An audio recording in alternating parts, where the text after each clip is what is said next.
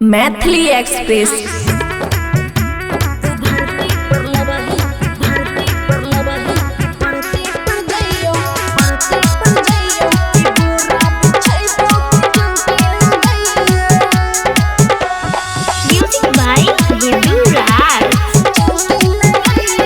खुशी recording studio बलुआहा।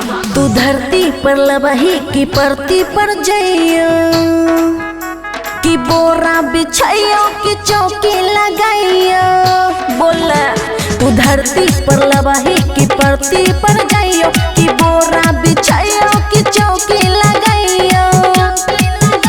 मजा भर दम आई देबो रे तोरा, मजा भर दम आई देबो रे तोरा। बोले ते मचान पर जाजिम बिछाइयो, तू धरती पर लबही की परती पर जइयो, कि बोरा बिछाइबो कि चौकी लगाइयो।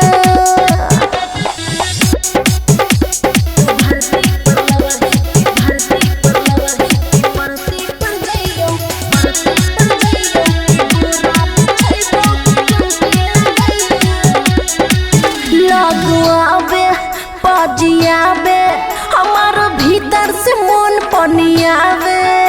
रे सुन मार किस रे लेन किस रे, कैसे के दहिया में दहिया सटाबे। बड़े दिन से हम छछनै छै मनवा, बड़े दिन से हम छछनै छै मनवा, कि गोदी में आइयो कि हमरा उठैबी। तू धरती पर लबही की परती पर जइयो, कि बोरा बिछाइयो कि चौकी लगाइयो।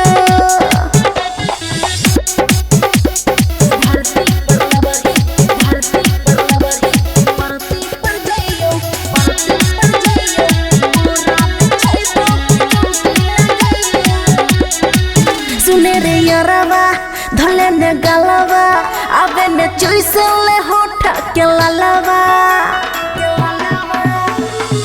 मन बहकै दिलवा धमकै जब बाजै छै हमर पायलिया। हे रे मनवा की गुन क दे पैया, हे रे मनवा की गुन क दे पैया, कि हमें सुतबो नीचा तू ऊपर रही है।